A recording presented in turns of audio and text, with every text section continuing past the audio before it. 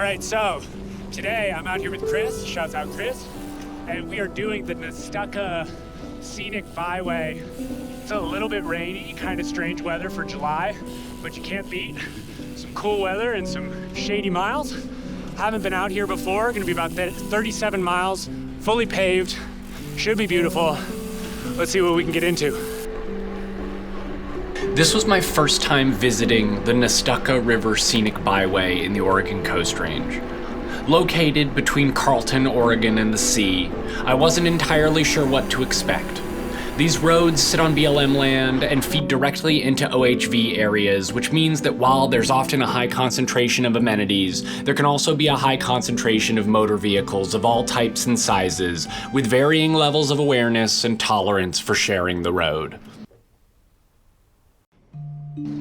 Today, luckily, that wasn't an issue. Folks out here were cool, and the landscape, although saturated, was delivering on the Oregon imperative: green.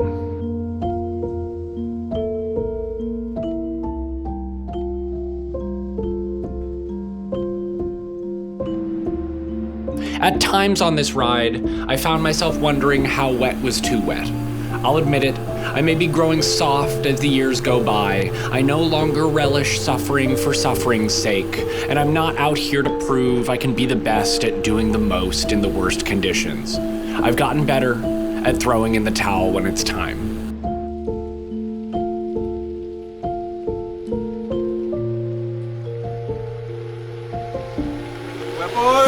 Woo!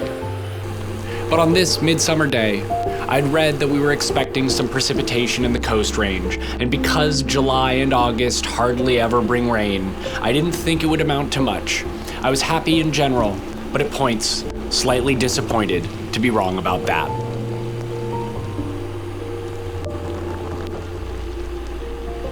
We're about 12 miles into this loop, and if you can't tell, Chris and I are soaked. It is coming down hot, heavy, not hot. It's in the low 60s, but it's supposed to blow through, and then hopefully we'll dry out a little bit on the way back. Really looking forward to a coffee stop here in about 4 miles. Woo, it is wet. This ride got wet. Really and truly wet. I moved my camera from my bib pocket to my top tube bag, thinking it would stay drier there than against my leg. Hey, Chris, got anything to say about the weather today? I think it's raining. I'm not too sure. I think he's right. For the first couple hours, we just rolled up and down the hills, soaking in the rain coming off the westerly winds, hoping the forecast would bear out and give us some respite. The Nestucca River, besides being the namesake of the Scenic Byway, is a 57-mile river that provides most of the drinking water for McMinnville. It winds through the Coast Range, through Beaver, and eventually empties into the aptly named Nestucca Bay. On this ride, there were several moments where we had to decide whether to keep going or to turn around and give up in the rain. We chose to keep going, and luckily found an oasis in the storm at a small outpost. And what could be better than 2 reasonably priced cups of coffee with friendly, frequent refills, and the chance to sit outside near a fire without offending anyone by dripping all over their restaurant. Hey Chris, how much better does this coffee make you feel?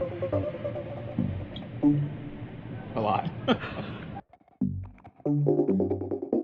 The kindness of the people at that coffee stop gave us the strength to keep going. And those warm cups gave us the optimism that maybe things were going to be okay. And as it turned out, they were.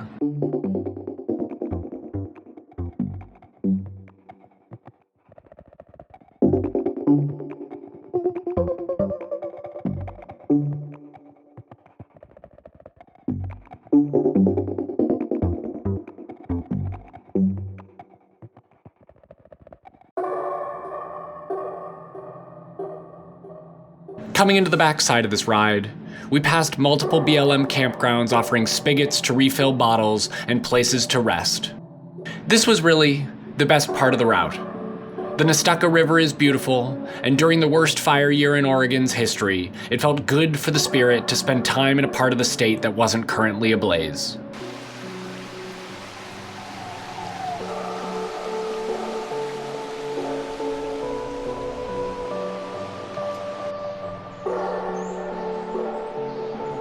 We continued onward, spinning wet wheels on wet pavement, soaked to the bone, but in high spirits. On a day where the weather leaned toward introspection, I was, as always, reminded of a poem. In Rain Light by W.S. Merwin, he writes about grief, time, and the quiet persistence of the natural world, saying, "All the flowers are forms of water, the washed colors of the afterlife, that lived there long before you were born."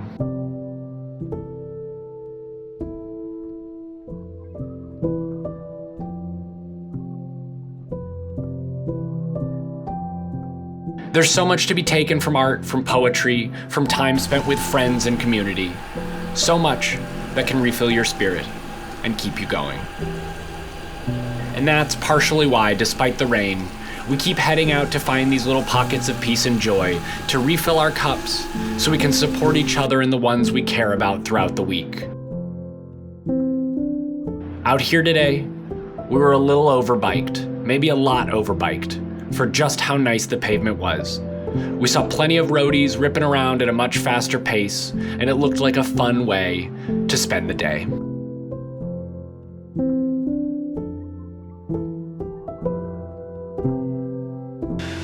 All right, so we're almost done with the ride. The rain finally stopped. Hey, Chris, how wet are you? Like on a scale of 1 to 10? Yeah. 20. It's real wet. All in all, this ride turned out to be perfect. About an hour and a half outside of Portland, it's a great ride if you're looking for some road miles, getting out with friends, riding in winter, or just grabbing a breath of fresh air without pushing too hard.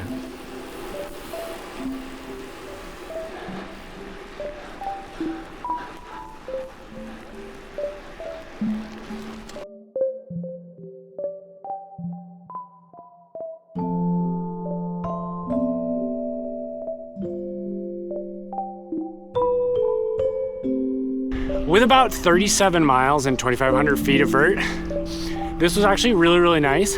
And even though it poured on us the entire first half of the day, with the coffee stop in the middle, absolutely beautiful place to ride.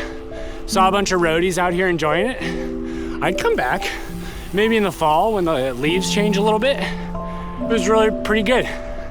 Beautiful place to ride a bike.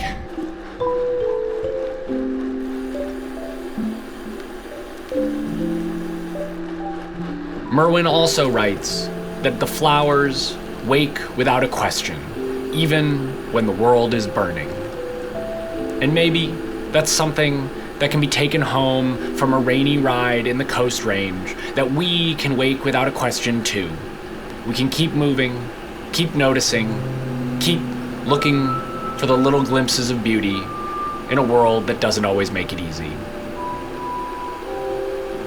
Today, with Chris on the Nestucca Scenic Byway, we happily found that, and I'm grateful for it. Thanks again for tuning in. Really appreciate you coming. See you in the next one.